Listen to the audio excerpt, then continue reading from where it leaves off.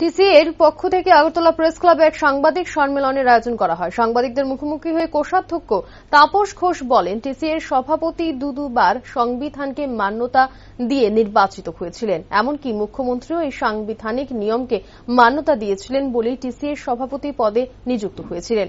তাহলে কিভাবে এই সিদ্ধান্তের বিরুদ্ধে গিয়ে পাগলের মতো কথা বলছেন বিক্ষুব্ধ গোষ্ঠী, তা নিয়ে পাল্টা জবাব দেন তিনি।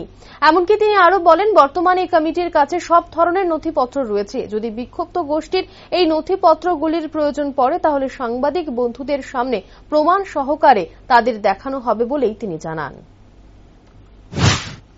The Supreme Court apex body should be constituted with 9 members, but the present body has been constituted with 19 members. Hence, এটা একদম অদ্ভুত এবং হাস্যকর। কোন পাগলেও এসব ধরনের প্রশ্ন কোনোদিন করবে না।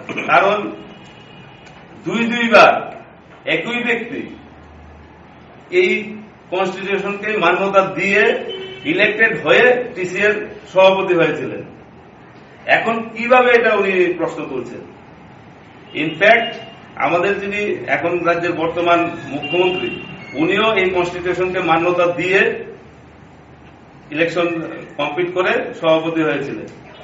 তারপরেও যে আপনাদের এই যে আমাদের অ্যামেন্ডমেন্ট হয়েছে, যখন এবি পাল সাহেব ছিলেন উনি 9 জনের করেছিলেন, তারপর এটাকে 19 করা হয়েছে। তখন অ্যাডমিনিস্ট্রেটর অফ কমিটিস ছিল বিপুল নন্দী মজুমদার স্যার, বিকে রায় স্যার এবং অরুণোদয় সাহা স্যার। তারা মাননীয় সুপ্রিম কোর্টের অ্যাপ্রুভাল নিয়ে এটাকে অ্যামেন্ডমেন্ট করেছে। আমাদের কাছে সমস্ত করেসপন্ডেন্স আমাদের কাছে আছে, আমরা মিডিয়া বন্ধুদেরকে দেব। আমাদের যদি কোথাও কোনো খামতি থাকে আমরা যা আপনারা ইলিগেশন করবেন আমরা মাথা পেতে নেব। কারণ উনি হাস্যকর সব, ওনারা নির্বাচিত হয়ে আসছেন দুইবার। উনি আজকে যদি যিনি সেক্রেটারি পদে আমার বিরুদ্ধে লড়াই করেছিলেন উনি যদি জিতে আসতেন আজকে এই প্রশ্নটি, উনি তখন কেন বললেন না যে কনস্টিটিউশনটা ভুল, আমরা লড়াই করবো না নির্বাচনে? এখন কেন বলছেন? আজকের দিনে কেন বলছেন? ভুল হলে তো তখনও ভুল ছিল।